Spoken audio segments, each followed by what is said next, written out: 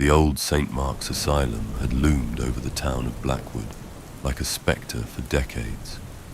Once a state-of-the-art facility in the early 1900s, it had been abandoned after a tragic fire in 1967, which claimed the lives of dozens of patients and staff.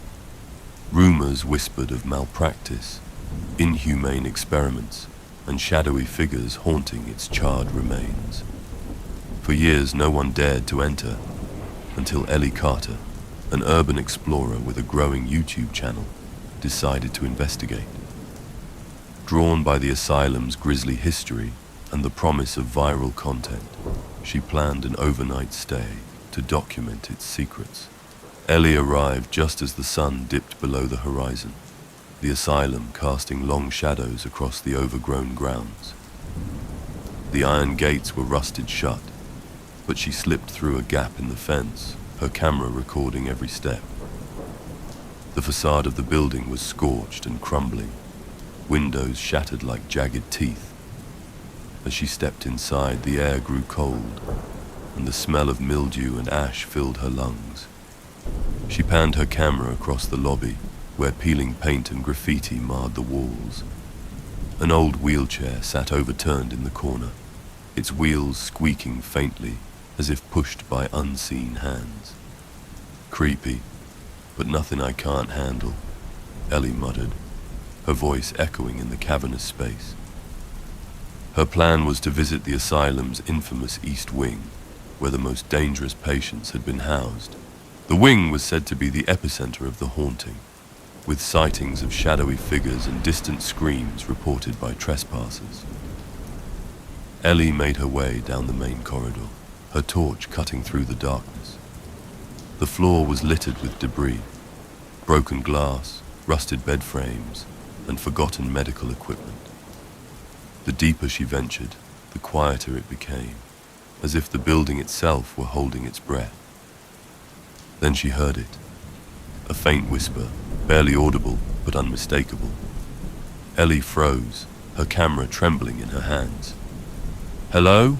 she called, the word bouncing back to her from the empty halls. No answer. She continued, her heart pounding.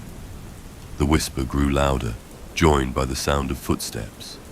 Light, quick, and shuffling just ahead of her.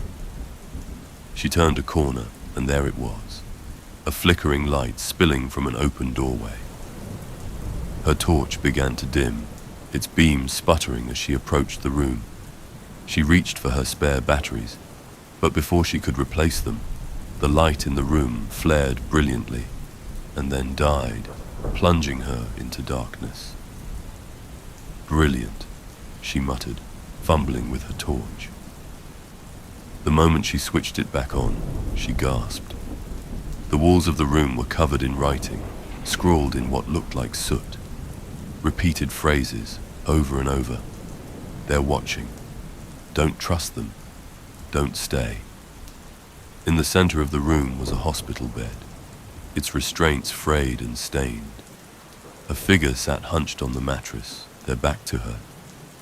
"Hello," Ellie whispered, her voice barely audible. The figure twitched, its head jerking unnaturally. Slowly it began to turn towards her, its movements jerky and mechanical. Ellie's breath caught in her throat as her torch illuminated its face, or what was left of it. The figure's features were burned beyond recognition, blackened and melted like wax. Its empty sockets seemed to stare directly at her, and its mouth opened in a soundless scream.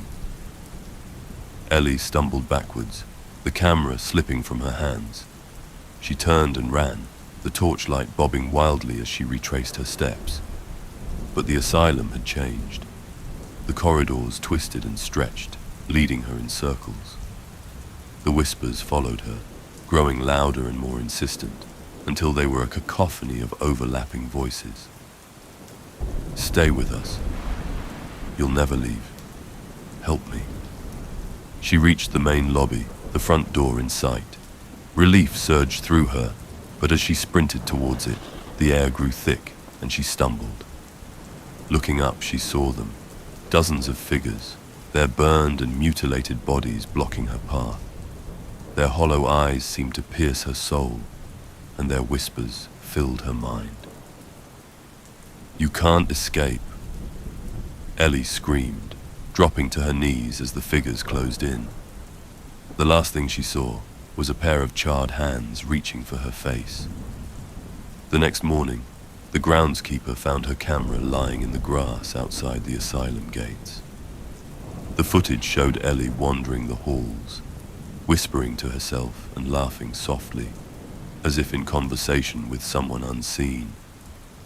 Her body was never found, but locals say that if you stand outside St. Mark's on a quiet night, you can hear her whispers mingling with the voices of the dead, begging for someone to set them free.